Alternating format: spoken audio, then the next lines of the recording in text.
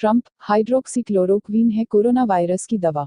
अमेरिकी राष्ट्रपति Donald Trump ने एक बार फिर कहा है कि मलेरिया रोधी दवा हाइड्रोक्सीक्लोरोक्वीन कोरोना वायरस संक्रमण की प्रभावी दवा है।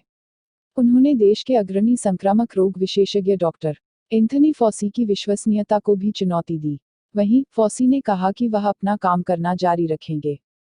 कई अध्ययनों से निष्कर्ष निकला है कि हाइड्रोक्सीक्लोरोक्वीन कोविड-19 का प्रभावी उपचार नहीं है।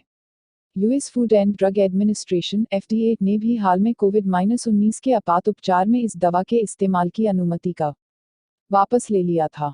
कोविड-19 टीके के विकास को प्रोत्साहन देने के लिए नॉर्थ कैरोलिना गए ट्रंप ने वहां से लौटने के बाद सिलसिलेवार ट्वीट किए और महामारी के उपचार में मलेरिया रोधी दवा हाइड्रोक्सीक्लोरोक्वीन का समर्थन किया।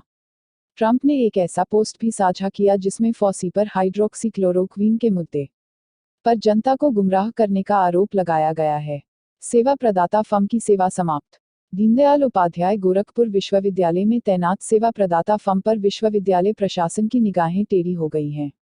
प्रशासन ने JJJ industrial security services private limited की सेवाओं को समाप्त कर दिया है। इतना ही नहीं, सेवा प्रदाता फर्म के खिलाफ 3 सदस्यीय जांच कमेटी भी गठित कर दी है।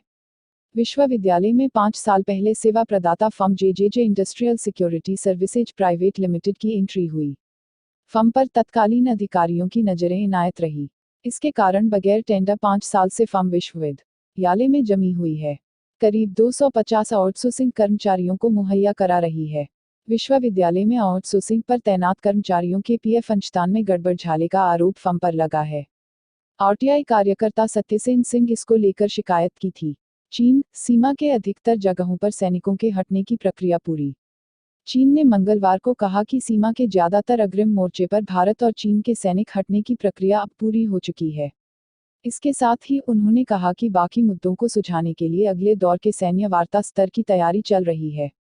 ऐसा प्रतीत हो रहा था कि पिछले शुक्रवार को सीमा मामलों को लेकर परामर्श और समन्वय के लिए कार्यतंत्र working mechanism for consultation and coordination की करीब 3 घंटे तक चली बैठक को लेकर चीन के विदेश मंत्रालय की तरफ से सीमा पर सैनिकों के हटने की प्रक्रिया पर अपडेट दिया जा रहा था। यह बैठक सीमाई इलाकों में स्थिति और वास्तविक नियंत्रण रेखा पर वेस्टर्न सेक्टर में सैनिकों हटने की प्रक्रिया पर समीक्षा को लेकर बुलाई गई थी। पीएम मोदी की अध्यक्षता में आज होगी कैबिनेट बैठक। प्रधानमंत्री नरेंद्र मोदी की अध्यक्षता में बुधवार को कैबिनेट की बैठक होने वाली है। सूत्रों के मुताबिक इस बैठक में 34 साल बाद नई शिक्षा नीति को मंजूरी दी जा सकती है। वित्त मंत्री निर्मला सीतारमण ने इस साल बजट में नई शिक्षा नीति की घोषणा की थी। नई शिक्षा नीति के तहत देश में शिक्षा के मायनों को बदला जाएगा। इससे न केवल युवाओं को शिक्षा के नए अवसर मिलेंगे बल्कि रोजगार हासिल करने में भी आसानी होगी। स्मार्ट बिजली मीटर तेज चलने की शिकायतों की जांच करेगी टीम। महानगर के बिजली उपभोक्ताओं के घर लगे स्मार्ट बिजली मीटर तेज चलने की शिकायत को मुख्य अभियंता ने संज्ञान लिया है। उनके निर्देश पर सहायक अभियंता आईटी ने परीक्षण खंड व एल&टी कंपनी के इंजीनियरों की टीम गठित की है। यह टीम चयनित उपभोक्ताओं का घर जाकर स्मार्ट बिजली मीटर की जांच करेगी। स्मार्ट मीटर के कट व वोल्टेज की जांच कर बताएगी कि मीटर तेज चल रहा है या नहीं। इसके साथ ही जरूरत पड़ेगी तो टीम चेक मीटर भी लगाकर उपभोक्ताओं की शिकायतों को दूर करेगी। यूएई में राफेल के पास समुद्र में ईरान ने गिराई मिसाइलें।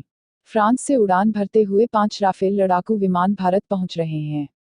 इस दौरान मंगलवार रात वह संयुक्त अरब अमीरात यूएई के अल दाफ्रा एयरबेस पर रुके। वहीं बताया गया है कि ईरान रिवोल्यूशनरी गार्ड्स द्वारा किए गए एक सैन्य अभ्यास के दौरान इस एयरबेस के पास कम से कम 3 ईरानी मिसाइलें गिरी।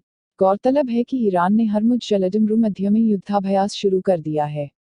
अल दाफ्रा एयरबेस यूएई की राजधानी अबू धाबी से 1 घंटे की दूरी पर स्थित है और यह अमेरिकी और फ्रांस के सैनिकों का बेस हाउस भी है। वहीं इस घटना के बाद से अल दाफ्रा एयरबेस को अलर्ट पर रखा गया है। 200 अतिथियों की सूची पर पीएमओ की मुहर। अयोध्या में भूमि पूजन में शामिल होने वाले 200 मेहमानों की सूची को प्रधानमंत्री कार्यालय से हरी झंडी मिल गई है। 5 अगस्त को होने वाले इस कार्यक्रम में प्रधानमंत्री नरेंद्र मोदी के अलावा गृहमंत्री अमित शाह, रक्षा मंत्री राजनाथ सिंह, सरसंघ चालक मोहन भागवत के साथ 50 साधु संत शामिल होंगे। कार्यक्रम में उद्योगपति रतन टाटा, मुकेश अंबानी, गौतम अडानी भी शामिल हैं।